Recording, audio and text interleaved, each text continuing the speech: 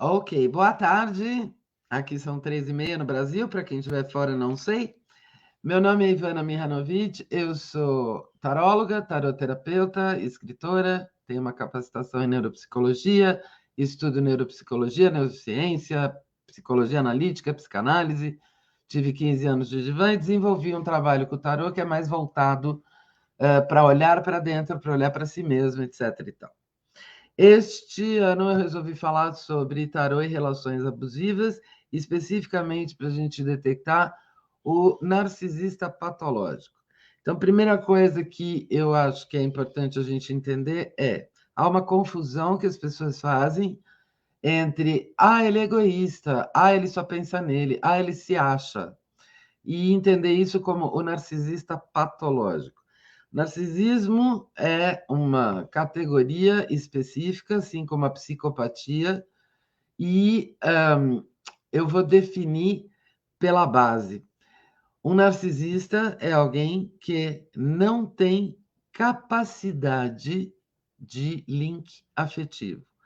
Ele não tem capacidade biológica, mental, cerebral, de fazer uma conexão afetiva. Portanto, ele não tem empatia, ele não se conecta com você. O que ele faz é mimetizar expressões, ações e comportamentos, mas ele não tem capacidade de sentir isso. Então, aonde está o grave risco disso? A gente passa muito tempo convivendo com alguém assim, achando que é o jeito dele, ele é um pouco egocêntrico, ou ele às vezes é meio agressivo, ou ele, enfim. Um cara que é só, ou uma mulher, tá? Porque isso é bom a gente colocar. O narcisista patológico não está só nas relações amorosas, românticas. Pode ser seu amigo ou sua amiga, pode ser seu médico, pode ser seu professor, tem muito, tá? O cálculo hoje em dia, pela Organização Mundial de Saúde, Associação Americana de Psiquiatria, está em torno de 4% da população. Mas, na realidade, já está a mais de 6%. Então, é muita gente que anda por aí com esse bug, com esse defeito, vamos falar assim. Portanto, você pode estar convivendo com isso em vários sentidos e a graus diversos. Então, não todo narcisista ou psicopata é o serial killer de filme. Muitas vezes ele não chega a esse extremo. Então, vamos entender o que é essa configuração narcisista. Ele funciona com base em 4 goals, 4 objetivos. Esta definição que eu estou pegando, vou colocar para vocês, é de um cara que eu descobri que chama H.G. Tudor. Ele tem um canal no YouTube, obviamente, áudio, onde ele conta que ele é diagnosticado como narcisista e psicopata, e que ele resolveu falar sobre como eles são, porque ele achou as definições desses órgãos muito medíocres. Na verdade, o que ele diz é que essas definições são calcadas nos comportamentos deles, não no que eles são. Então, por isso que eu estou colocando. A primeira coisa para a gente entender é: um narcisista patológico, ele não faz link afetivo. Para qualquer pessoa dita normal, para qualquer empático, é estranho e é difícil entender que alguém não faça isso, que alguém não tenha conexão afetiva.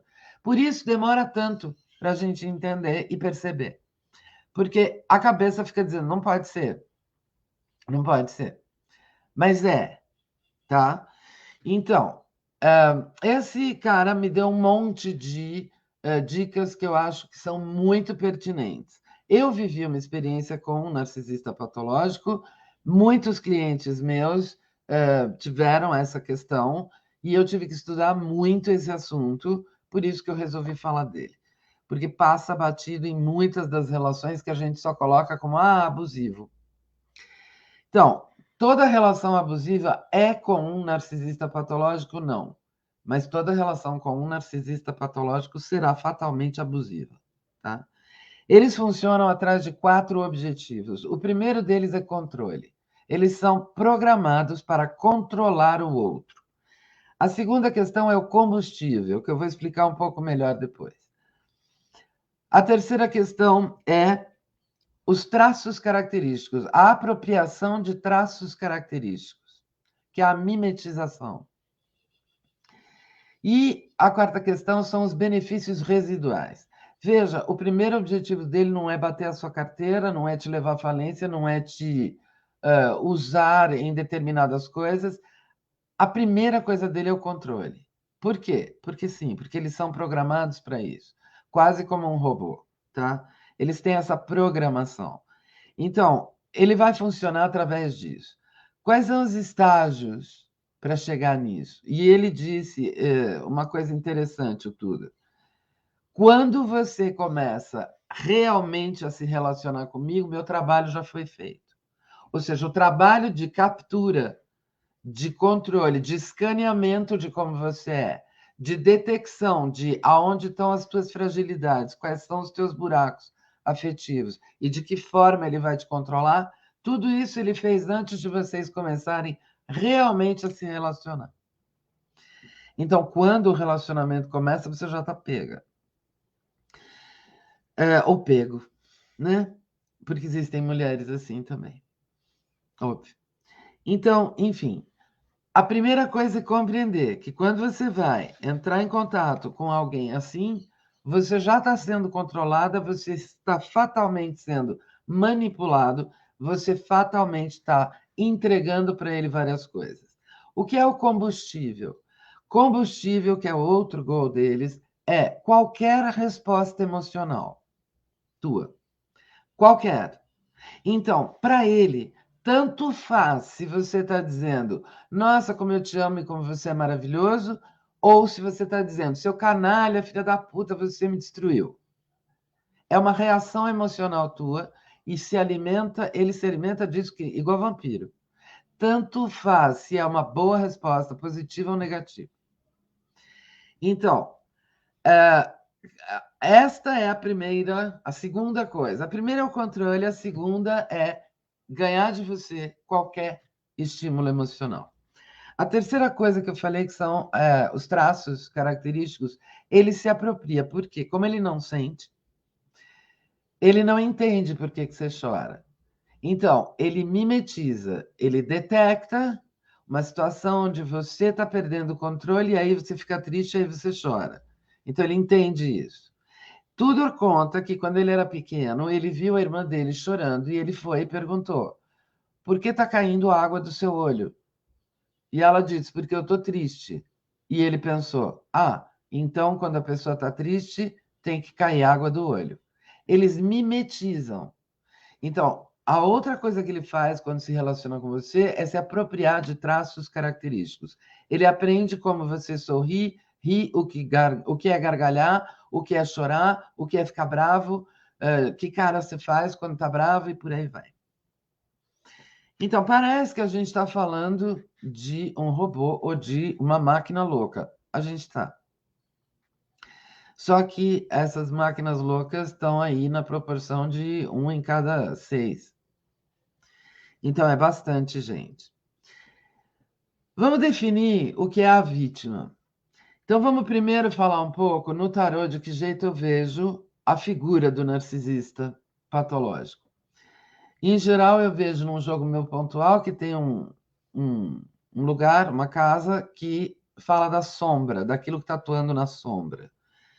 Então, costuma aparecer como a lua, porque é a confusão, a loucura, a dificuldade de enxergar o risco, o perigo e aquilo que as pessoas chamam de paixão e que, em geral, é uma projeção psíquica. Por isso é tão possante. Aparece no Mago de Sombra, o manipulador, o prestidigitador, o ilusionista, o que te engambela, o que te engana. Aparece no diabo, óbvio, pelo interesse, pela submissão a qual ele te coloca, pela manipulação, muitas vezes pelo campo sexual. E aparece também no louco, óbvio, pela negligência, pelo descompromisso, pela incapacidade de se preocupar em como você se sente ou deixa de sentir. Todas essas cartas eu estou falando do ponto de vista do sombrio delas e não do luminário, tá? No caso da vítima, para mim, acabou ficando em duas cartas só: a torre e o pendurado.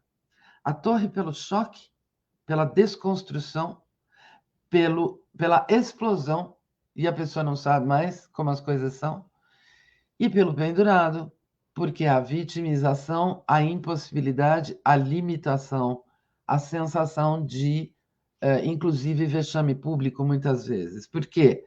Porque os amigos estão vendo que aquilo é uma porcaria, estão vendo que a pessoa está presa numa situação de controle e manipulação, e você não vê. O que acontece? Eu sempre vejo as pessoas falarem, mas como é que eu sei se eu estou numa relação abusiva? Eu penso que a primeira resposta é muito simples. Você está desconfortável? A relação é uma relação pacífica, acolhedora, de confiança, você se sente tranquila? Ou há um desassossego, um desconforto, ainda que sutil, permanente? Você está o tempo todo tentando agradar o outro? Ou pior, tentando não desagradar? Você teme, pisa em ovos? Você tem dificuldade para conversar? Você teme a reação emocional dele? Você está numa relação abusiva. Porque uma relação saudável, você nunca vai sentir nada disso. Não há desconforto. Pode haver discordância, pode haver conflito, pode haver o desejo de mudanças e que entram em o que eu vou ceder, o que você vai ceder. Mas uma relação saudável não tem esse tom de desconforto e de perda. A sensação o tempo todo de eu não estou recebendo nada em troca. Então, uma relação abusiva, ela é comum hoje em dia, mas a gente tem que tomar cuidado com a moda do tudo é uma relação abusiva. Se ele discorda de você, isso não é uma relação abusiva. O problema é se ele discorda de você desprezando o que você está dizendo. Se ele discorda de você sem ouvir o que você está colocando. Se você não é ouvido, se você não é considerado, então isto é uma relação que está invasiva e não é uma relação igualitária. Por que a gente entra numa relação desse tipo? Muita gente não entra, em especial com narcisistas patológicos, ou seja, há gente que tem uma bússola interna configurada para entender rapidamente. Ele pesca logo que essa pessoa tem algo errado, ele não se interessa e ele sai. As maiores vítimas desse tipo de interação são as pessoas que são muito empáticas, super empáticas ou empáticas. Ou seja, as pessoas que acreditam que você tem como tirar do outro o melhor dele. As pessoas que acreditam que você sendo super legal, o outro acabará naturalmente sendo o melhor dele. As pessoas que acham que podem melhorar ou reformar o outro e as pessoas que acham que podem salvar os outros de si mesmos. Essas pessoas são as vítimas mais comuns. Por quê? Porque são as presas que eles procuram. Eles sabem que você tem isso e eles sabem que isso vai fazer com que você tenda a manter a relação, mesmo quando ela entra nos estágios de destruição. Então, existem mais ou menos 4 etapas numa relação desse tipo. A primeira delas é o período dourado, onde tudo é lindo, tudo é maravilhoso, há uma identificação, uma familiaridade, uma sensação de gente, encontrei minha alma gêmea. Eu vejo nela a sombra do sol, o deslumbre, né? Então, há aquele período inicial do deslumbre. Ele me entende, nossa, nunca encontrei alguém que me tratasse assim. Ele sempre diz as coisas que eu sempre quis ouvir. Ele é maravilhoso. Logo em seguida começa um período de diminuição. Então, são coisas sutis, como dizer, ai, querida, não fala bobagem. Ou te dizer, nossa, você sempre faz as coisas desse jeito. Não, isso aí é bobagem, não presta. Quando ele começa levemente a colocar você para baixo, e a primeira reação da pessoa envolvida nisso, da vítima, é tentar ser diferente, tentar ser melhor, tentar ser como ele está dizendo que ela deveria ser. Então, ali ele já está te controlando e te manipulando. Vamos para o óbvio, quando ele fala do seu batom vermelho, da sua saia curta, ou daqueles seus amigos, isso é outra etapa que eles costumam fazer por controle, começam a te afastar dos amigos e das pessoas, a isolar, te manter longe de quem possa te despertar. Então, para que ele mantenha controle, ele começa a controlar também o teu ambiente, as tuas relações, etc., quando não o teu trabalho. Tá? Então, o que mantém você e faz com que você entre numa relação dessa, mas mais que tudo, o que te mantém lá? Você entra porque você tem algum buraco afetivo. Você tem algum rombo afetivo. E aí a gente pode ir de Freud, problemas paternos, problemas maternos, até coisas mais esotéricas ou diferentes, etc. O fato é, há em você uma necessidade afetiva subliminar, inconsciente, tão brutal, que você desconhece o tamanho, ao menos, que esse tipo de desafio te é irresistível. Então, você quer conseguir que aquele ser que era maravilhoso, agora já está entrando na etapa do nossa, como você fala besteira, você vai vestida desse jeito, ou nossa, aquele teu amigo esquisito, e por aí vai. Você já quer ver se você consegue fazer com que ele te veja, te endosse, te valide, te aceite. A opinião dele passa a ser fundamental porque você tem um buraco afetivo, que é de outra ordem, e você está projetando e tentando cobrir aqui. Mas o que mantém a gente lá é o que toda pessoa mais normal, mais empática, vive. O pensamento emocional. Você não tem mais um pensamento racional, lógico, você tem um pensamento emocional. Então, você pensa nele como alguém que vale a pena, como alguém que tem coisas boas, afinal, em todo o período dourado, ele te deu tantas coisas legais. O narcisista patológico não vai só te tirar coisas, ele vai te dar coisas boas também. Ele vai te dar contatos ou estímulos para o trabalho, ou vai te dar, sei lá o brinco de diamante que você nunca ganhou de namorado nenhum, ou a dúzia de rosas de Cabo Vermelho, ou vai te, enfim, tá? Vai te levar para jantar e vai ter um violinista. Eu não sei qual é a ideia romântica que você tiver, ele vai ter coberto isso. Então, como ele te deu tantas coisas legais, você vai relevando o ruim. Você vai descartando o que ele não está te dando ou o que ele está te tirando. O pensamento emocional é o cerne da questão. Uma situação de relação abusiva precisa ser analisada com duas cartas do tarô, a justiça e a morte. Você tem que ser tão implacável quanto ele para olhar para a situação. Você tem que ser imparcial e racional.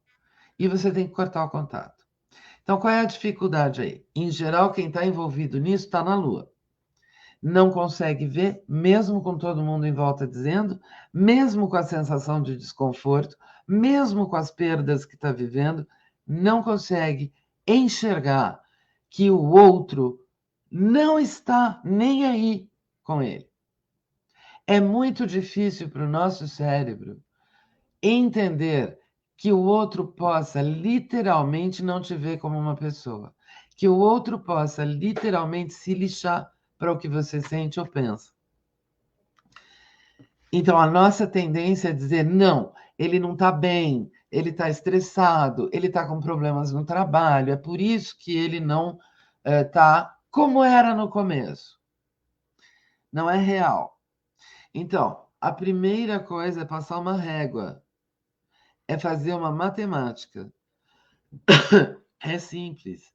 A relação está te dando aquilo que você quer, a relação está caminhando para onde você quer caminhar, há a sensação de desconforto, há a sensação de pisar em ovos, você quase teme a figura dele, há reações explosivas dele que já te assustaram, há humilhações ou desprezos que você viveu e você varreu para debaixo do tapete? Se sim, tem que cortar, ponto final. Esse alegado narcisista e psicopata, por que eu digo alegado? Porque na minha experiência eu aprendi a duvidar de qualquer coisa que eles digam. Então, ele alega que ele fez esse canal, porque ele é um narcisista e quer falar de si mesmo, 2, porque ele quer deixar um legado, e, obviamente, 3, porque ele quer ser o único narcisista do planeta e quer que os outros todos percam as suas vítimas. Eu parto do princípio de que vamos ver desse conteúdo o que dá para tirar, se confirma dentro das minhas experiências e dos meus clientes, ou se não. Se não, eu jogo fora. Mas ele diz ser isso, então, ok, partindo desse princípio, vamos lá. Mas ele alega: a única forma de lidar com um narcisista, ou um psicopata também, é o corte absoluto, é zero contato. Por quê? O pensamento emocional é uma coisa que ele foi construindo em você e fomentando. Você já tende a ter por ser empático, ele vai alimentando isso. Por quê? Porque com o pensamento sendo emocional, você não tem capacidade de julgamento e não tem capacidade de descartar isso, de cortar isso. Então, a única forma é o detox. É o corte da relação e o silêncio. É bloquear nas redes, é bloquear no WhatsApp, é não falar mais, é avisar o grupo de amigos e afins para que não te falem dele, para que ninguém diga, nossa, vi ele em tal lugar, ou ouvi que ele disse tal coisa. Por quê? Porque enquanto você não desenlouquece, qualquer alimento para isso vai te dragar de volta.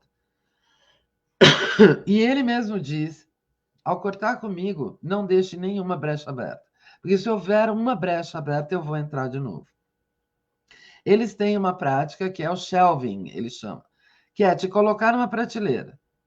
Então, passado o período da lua de mel, o período dourado, entrando na época da diminuição, que já vai indo para a destruição, tá? Porque ele está te controlando, ele está te deixando infeliz, ele está te vampirizando, ele está te impedindo, limitando. Em geral, muitas vezes vem o descarte. O descarte de um narcisista patológico é da noite para o dia.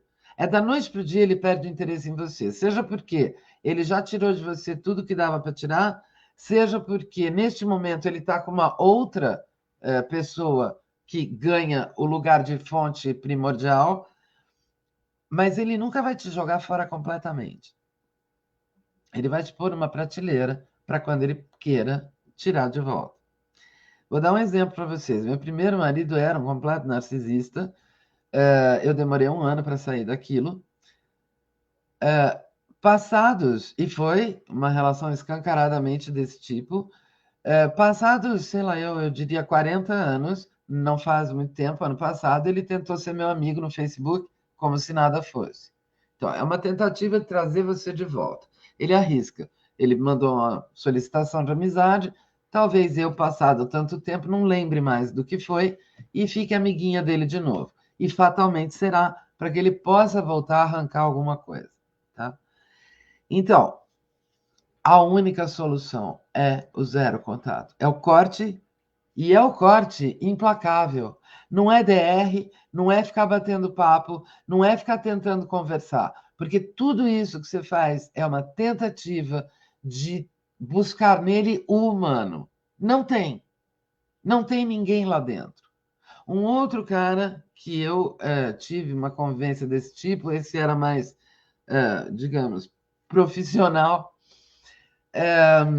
Quando eu acordei e comecei a brigar e a xingar, etc., percebi no meio que não havia ninguém lá. Olhei para os olhos e vi o nada. E foi muito claro naquele momento que ele não estava, não só me ouvindo, como ele não estava lá. Literalmente. Foi um pouco assustador, porque entrar em contato com a loucura, com a sombra da lua, do diabo, do mago, do louco, não é mole, tá? Porque literalmente é muito estranho ver uma pessoa sentada e ela não está lá, não tem ninguém lá dentro. Então, toda tentativa de DR, de conversinha, de não sei o quê, é você tentando puxar dele algo de humano. Não vai acontecer. Não, não rola. Não tem. Ele não tem essa capacidade.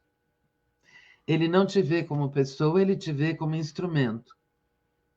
Ele não te vê como alguém na vida dele, ele te vê como ferramenta. Então, ele não está aí. Ele não está literalmente nem aí. Ele não tem como estar aí. Ele não sente nada quando você está mal, ou péssima, ou brava, ele não importa. E tudo isso que você está falando para ele serve para ele de combustível. Então, a única solução é o corte implacável, imediato, a saída dessa situação, do jeito que for. Vou para casa da amiga, vou para um hotel, vou para o raio que me para. Com filho, a tirar qual, com o que for. E o silêncio é o zero contato. Esta é a única forma de lidar com isso. Como é que a gente ajuda um cliente quando ele está numa situação desse tipo e não percebe? Eu tive clientes de 35 anos de casamento, onde ela foi me contando a vida e me contava coisas do tipo: a chave do carro deles fica no bolso dele. Para que ela possa usar, ela tem que pedir. Comidas que ela não está afim de experimentar, ele força na boca dela. Como se fosse uma gracinha. Não experimenta, experimenta, experimenta. Mas chega às raias do exagero. Ela foi me contando isso tudo como características dele. Perdão, como características dele. Como essa é a personalidade dele. E eu pensava, não, esse cara é um absoluto controlador e manipulador. Como isso, várias coisas. 35 anos de casamento. Uma vida onde ela ficou absolutamente impedida, limitada, não pode estudar, não pode nada, tem que trabalhar na empresa dele. Ele controla tudo e todos que estão em volta dela e, aparentemente, socialmente, todo mundo acha que ele é um maridão. Como a gente ajuda alguém a enxergar isso? Fazendo ela falar sobre. Ela precisa te contar, te contar, te contar, até que ela, de repente, perceba. Você pode fazer algumas intervenções, você pode olhar o que o teu jogo aponta e ver que tipo de... qual é o tom desse controlador. Se é um tom mais de lua, você pode encaminhar para uma psicanálise, uma psicologia, ou você pode simplesmente tentar ajudar ela a olhar para questões dela antigas que façam com que ela tenha aceitado a instalação dessa dinâmica. Você pode, se você tem um mago, você pode tentar questionar de leve coisas que ele diz e ver se assim ela percebe, porque tirar a pessoa dessa cegueira é super difícil, é muito difícil. Mas uma vez que ela tome contato, uma vez que ela comece a dizer, isso aí é meio demais, né? Você já tem algum espaço para começar a ajudar ela a lidar com a justiça, com a reavaliação da relação de um ponto de vista racional. com a reavaliação de como ela se sente, como ela vem se sentindo ao longo desse tempo. Essas relações desse tipo podem durar 4 meses, 2 anos, 35 anos. Alguns narcisistas patológicos têm uma esposa que eles chamam de primeira fonte, que eles não destroem.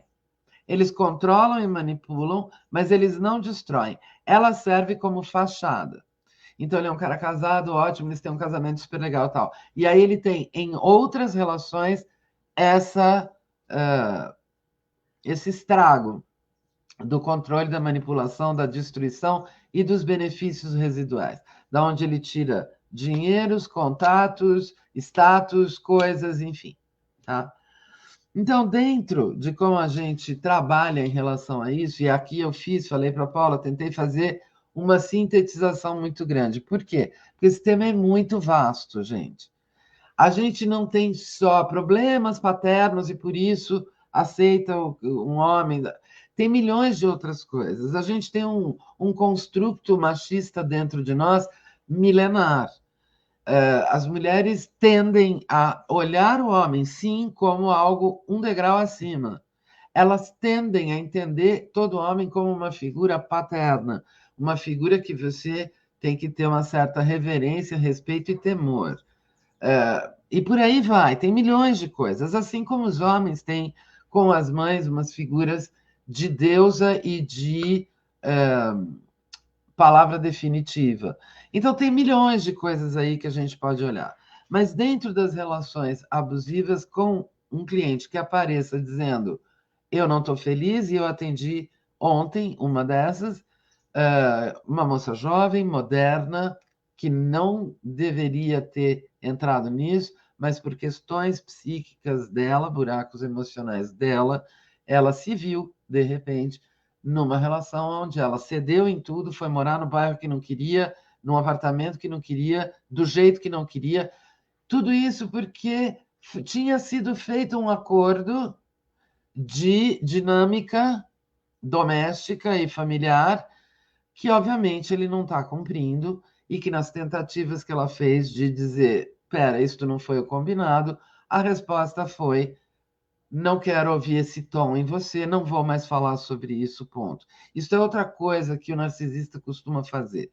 Quando você ameaça muito frontalmente o controle dele, ele baixa decreto. Ele se retira da conversa, simples e puramente. Por quê? Ele não está nem aí se você ficou chateada. Ele não está nem aí com o que você sente ou pensa. Então, ele simplesmente encerra o tema. Ou ele não fala mais, ou ele se retira. Ele fala, não vou mais falar disso, e vai embora. E depois, ele age como se nada fosse. Esses são os caras que te distratam num jantar, chamando de burra na frente dos amigos, te critica porque o jantar não estava bom para receber as pessoas, que você falhou, e depois ele quer transar, numa boa, entendeu? Como se nada fosse, como se você tivesse ótima. Então, como é que a gente detecta? Há desconforto? Ou você se sente realmente pacífica, tranquila, internamente bem? Se há desconforto, se você está tentando agradá-lo ou não desagradá-lo, você está sendo manipulado. Há alguma outra forma de sair dessa situação? Não. Você pode tentar uma ou duas vezes, umas conversas para ver se muda, para poder saber se ele é só um egocêntrico cretino ou se ele tem traços mais psiquiátricos nesse sentido. Entendo, e eu diria, em qualquer uma das duas situações, o que realmente precisa é você mudar. A gente tende a querer mudar o outro. A gente tende a criticar o narcisista, a gente tende a criticar o abusador. Sim, óbvio, a gente critica. Eles estão errados ou são péssimos. Mas a questão dessa experiência não é essa. Essa experiência se coloca na vida da pessoa para que ela mude, para que ela lide com algo que ela tem de fragilidade, de vulnerabilidade, de buraco emocional e mude. É você que tem que mudar, não é ele. Se ele for um narcisista literalmente patológico, ele nunca vai mudar, jamais. Ele nunca vai ser teu, ele nunca vai te amar, ele vai dizer coisas porque ele está mimetizando. Ele sabe como se comportar. Ele pega das pessoas, ele pega dos filmes, ele pega das novelas. Ele sabe o que te dizer para seduzir e te manter próxima. Mas ele não sente isso. Então, não, você nunca vai tirar dele o humano que há nele, você não vai encontrar. Ele não vai mudar. E uma relação que invade você, te desrespeita e que não aceita numa conversa te ouvir e modificar o comportamento é fatalmente uma relação de abuso e de invasão. O desinteresse dele vem de um defeito físico. A gente pode olhar diferente. O próprio Tudor fala, para ele, o narcisismo e a psicopatia aparecem de acordo com o conjunto, ou seja, há uma predisposição genética aliada a um ambiente de falta de controle na infância. Então, ambientes onde a criança é abusada em todos os sentidos, onde ela não tem controle, há um estresse, um trauma, etc., junto com uma tendência ou uma característica genética. Ele acha que é isso que gera esse ser absolutamente desconectado. A psiquiatria não consegue consertar isso, ainda não consegue, e eu não creio que vá conseguir. A psicanálise também não. O que ela pode fazer é isto, por exemplo, que aconteceu com ele. Né? Ele passa a fazer algo de produtivo, ou seja, ele passa a salvar vítimas. Mas não é a intenção dele. Hein? Ele não está nem aí. Ele realmente não liga a mínima se você vai ser salvo ou não. É o legado dele, é o talento dele, ele está exercendo. Então, é muito complicado para cabeças empáticas compreender que isso seja possível. Não por nada, a gente tende a dizer que a pessoa está possuída por um demônio, que a pessoa está tomada por uma entidade do mal. Até pode ser. O fato é, eles existem aqui no planeta, trafegam entre nós e causam estragos inimagináveis, tá? Não só danos psicológicos imensos, como danos materiais, como estragam o futuro das pessoas, estragam a vida dos filhos quando eles têm. Um cara desse nunca vai ter um filho porque quer ter filhos, tá? Um cara desse vai ter um filho porque é o que você quer ou porque ele acha que isto vai te deixar contente e ele vai ter mais controle sobre você. Então, isso é comum. Assustadoramente está ficando cada vez mais comum. Eu não sei se o mundo que a gente está vivendo hoje está favorecendo o aumento disso, mas o fato é, há como se diferenciar uma relação simplesmente com um cara egoísta, negligente ou pouco afetivo, etc., de um controlador de verdade, tá? De um controlador, manipulador, etc., de verdade. Primeiro, por conta disso. Lua de mel, começam as diminuições, ele te destrói mais ainda, aí ele faz algo que é super legal. Uma noite romântica, uma atitude de nossa, desculpa eu, ou enfim, faz você sentir que você vai voltar para aquela lua de mel, e isso dura 1 ou 2 dias e depois começa tudo de novo, até o descarte. Porém, o descarte é shelving, é prateleira. Ele não está te jogando fora para sempre. Ele vai te manter lá para quando ele quiser puxar de volta. Então, a única forma de se salvar é a justiça e a morte. Avalia de uma forma racional, corta e silêncio. Espera, porque na proporção do tempo em que você ficou convivendo com um cara desse tipo, minha terapeuta dizia, ao conviver com a loucura, a gente enlouquece, a gente precisa desenlouquecer. Então, dependendo do tempo que você esteve, você vai levar mais tempo para baixar esse pensamento emocional e ser capaz de olhar para a situação sem envolvimento emocional, com racionalidade, tá?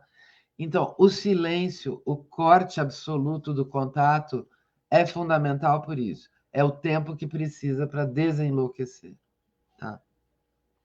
Mas eu acho que o mais importante que eu aprendi é essas experiências acontecem para que a pessoa mude, não ele, não o louco, não o narcisista. Quem tem que mudar é a vítima. A vítima precisa entender aonde ela está favorecendo isso, aonde o que nela permite a entrada desse tipo de coisa, porque ela aceita a invasão, a limitação, o controle, a manipulação como se fosse o preço que ela tem que pagar para ter um companheiro ou uma companheira. Então, essa experiência entra como se a vida entrasse chutando, como se a vida entrasse tipo, meu Deus, essa pessoa não acorda, vamos mandar logo um workshop intensivão, puxado e pesado, para ver se assim ela consegue lidar com o que ela realmente tem que lidar. Então, diante de relações desse tipo, é muito difícil o começo, a saída disso, a sensação de confusão. Veja, isso é uma outra coisa que acontece na relação com o narcisista. Rapidamente ele invade teu pensamento e você duvida do que você sente. Então você tem que ligar para uma amiga para falar: aí ele fez isso, aí ele falou aquilo, aí ele não sei o quê. Eu tô louca. Quando você pensa que você está louca, você já está no gaslighting, tá? Você já entrou no gaslighting do cara. Quando ele diz, você está exagerando, e você fala, eu estou exagerando, não duvida do que você sente. Porque isso é o que ele faz. O gaslighting é uma das ferramentas. Então, ele te confunde. Ele, sei lá, some 24 horas, você não tem como falar com ele, e quando ele volta e você está super mal, preocupada ou confusa, ele fala que você está exagerando, que você é uma controladora. E aí você acha que você é uma controladora. Então, por quê? Porque você não consegue ter nesse momento o pensamento racional de uma justiça. Quer dizer, não, você sumiu 24 horas, é coerente eu estar preocupada e confusa, não tenho nada de controlador, o controlador é você. O pensamento emocional diz, nossa, é mesmo, ele só sumiu 24 horas, será que eu... Então, quando ele invade aí, você, tá, precisa confiar no que sente, no que pensa. Mas para tudo isso, você precisa desenlouquecer. Para desenlouquecer, você tem que cortar. Então, para a gente ajudar um cliente, primeiro, perceber qual é o tom desse narcisista, quando é um narcisista, sacar até onde vai essa relação abusiva, então é fazer perguntas sobre como é essa dinâmica e como é que ele age em tal situação e como foi o Réveillon e costuma ter uma briga logo antes de uma festa e costuma ele te dizer algo desagradável e logo depois agir como se nada fosse.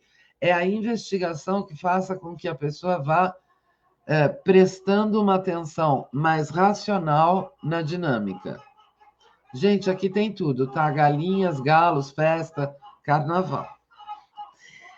Bom, eu acho que eu falei o que eu considerava fundamental em tudo isso. Esse é um tema, como eu falei, muito vasto e eu acho que o tarot ajuda. Eu tenho ajudado muita gente com isso e esses dados têm me auxiliado a saber, os dados do tarot têm me auxiliado a saber como abordar, que tipo de coisa é, se é um mago, como é que eu falo, um mago de sombra, como é que eu abordo a pessoa para ela entender esse tipo de sedução manipuladora.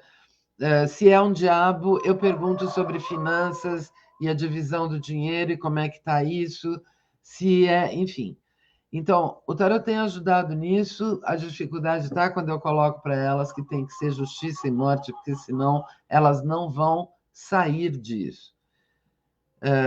Tem funcionado. Tem funcionado. Então, eu penso que este é o jeito da gente lidar com este tema. Tá bom? Gente, isso é o que eu tinha para falar. Não sei se ficou curto demais. Deixa eu ver. Não, acho que deu um tempinho razoável.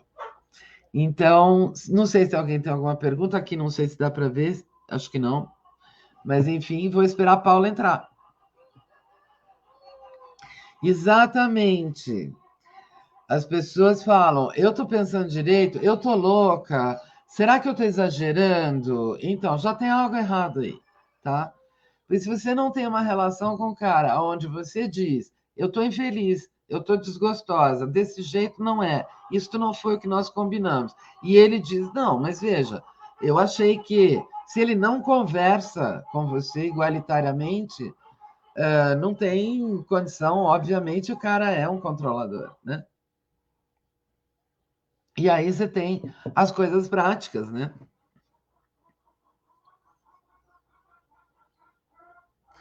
Exatamente. A gente tem que usar as experiências para aprender sobre nós. E o problema é o tempo que a gente gasta criticando o outro, tentando modificar o outro, tentando fazer com que o outro seja aquilo que você queria que ele fosse. Jamais será.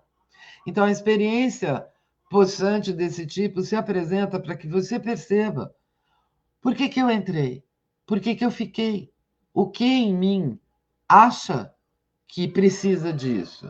É isso que tem que trabalhar. Ele é o canalha que é como consequência de ser uma máquina desprovida de sentir.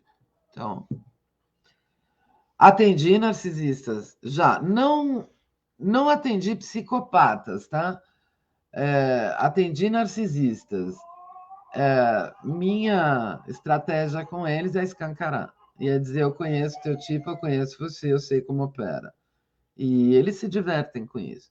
Mas eu costumo dizer, então, não vou te auxiliar com o meu tarô. Já detectei, já saquei, eles admitem, e enfim, entendeu? Eu encaminho todos, em geral, para algum profissional psi.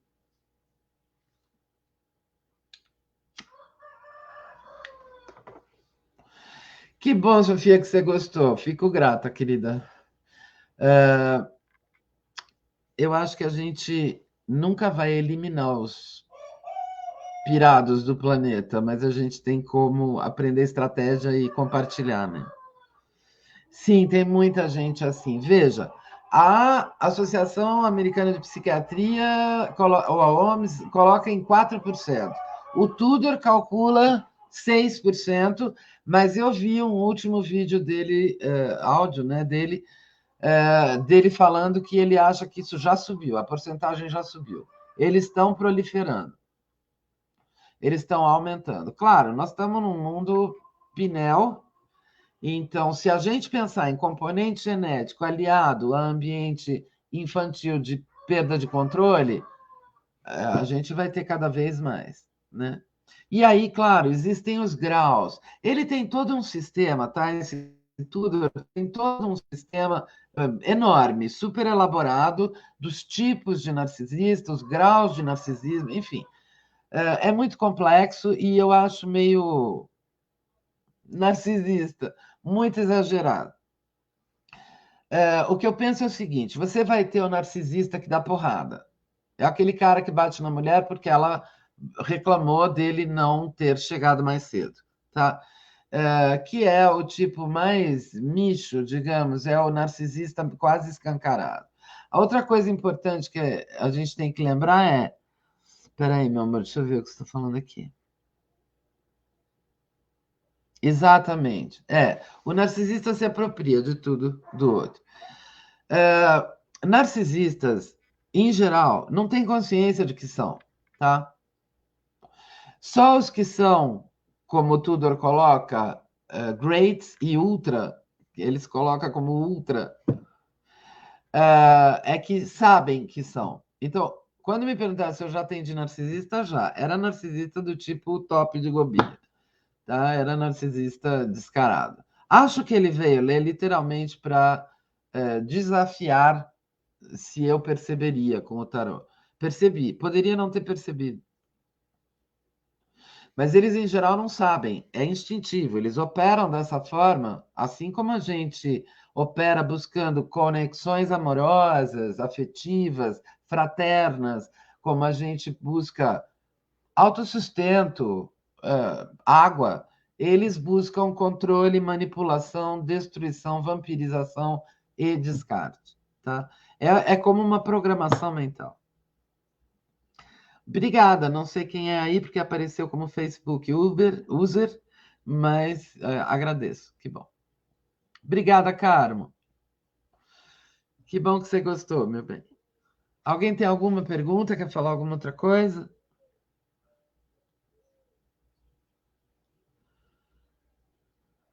Enquanto isso, eu vou olhando aqui, enquanto a Paula não entra também, vou ver se... Ó, vou dar umas dicas aqui. Você cede constantemente em pequenas coisas? Sempre é você que lava a louça, sempre é você que limpa a casa, sempre é você que cuida de tudo. Você também trabalha e paga metade dos gastos, mas é você que faz todo o serviço doméstico? Sempre.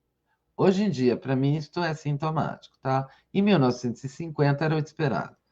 Ok? Hoje não. Tá? E cuidado com isso também, tem coisas interessantes. O narcisista com o qual eu me envolvia muito tempo atrás, repentinamente ele era escritor, porque eu tinha dito que eu gostava de escrever. Então, do nada, ele também escrevia. Eles se apropriam de coisas tuas, é muito, muito louco. Muito louco mesmo. Paulinha, o que fazemos? Eu te espero aqui, meu amor. Aí entra a Paula. Obrigada, Ivana. Foi fantástico. Eu acho que foi um tema super útil para todos, não só para quem usa tarô, mas para todos na vida em geral, nos relacionamentos pessoais. Foi mesmo muito bom. E fazer isso, que servisse não só para tarólogos, mas para todo mundo. E aquilo que eu tinha pensado fazer, afinal não dá, tenho que encerrar a transmissão à mesma e depois voltar a entrar.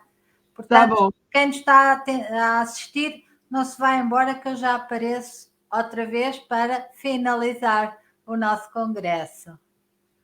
Tá ótimo, Paula, te agradeço imensamente. Adorei participar, sempre gosto dos teus trabalhos, adoro. Então... Obrigada, Ivana, e eu dos seus. Por isso é que já é habitual aqui nos nossos eventos. Querida, agora como é que a gente fecha isso aqui? Aqui achei. Eu fecho. Até já. Beijo, gente.